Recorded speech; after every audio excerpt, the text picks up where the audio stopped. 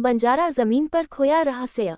सूरज ढल चुका था। रेगिस्तान के बीचों बीच दूर तक फैली बंजर जमीन पर एक बंजारा अपनी ऊँटनी के साथ चलता जा रहा था। उसके पैरों के निशान बालू में दबते जा रहे थे, जैसे किसी भूले हुए अतीत की परछाइयां। उसका नाम रहमत था। वो दूर दूर तक घूमकर अनजानी जगहों की कहानियां सुनता और सुनाता था। लेकिन इस बार उसकी मंजिल अजीब थी। एक ऐसा गांव जो किसी नक्शे पर नहीं था, बस कहानियों में सुना था।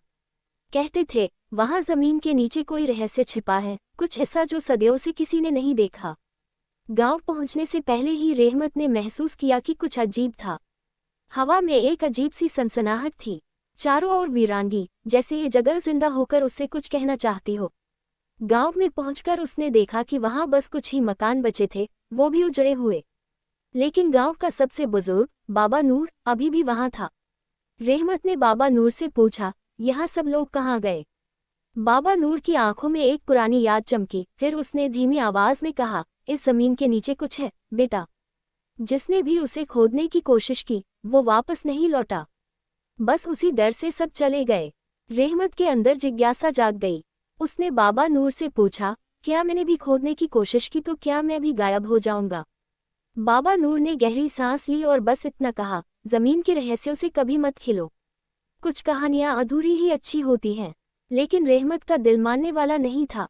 आधी रात को जब पूरा गांव सन्नाटे में डूबा था, वो एक पुरानी कुदाल लेकर उस जगह पहुंच गया जहां से अजीब सी ऊर्जा महसूस होती थी। उसने जैसे ही जमीन खोदनी शुरू की, अचानक हवा तेज चलने लगी, जैसे किसी ने चेतावनी दी हो। खुदाई की कुछ देर बाद रहमत को जमीन के नीचे लकड़ी का एक संदूक मिला। धड़कते दिल से उसने उसे खोला, लेकिन उसके अंदर कुछ नहीं था, बस एक पुराना कागज। उस पर सिर्फ एक वाक्य लिखा था, जो जमीन का रहस्य जानेगा वो जमीन में ही समा जाएगा। अचानक रेगिस्तान की रेत ने उसे अपने अंदर खींचना शुरू कर दिया। रहमत चीखा, लेकिन उसकी आवाज चारों ओर गूंजती रही।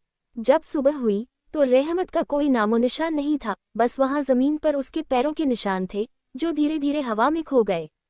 बाबा नूर दूर खड़े ये सब देख रहे थे।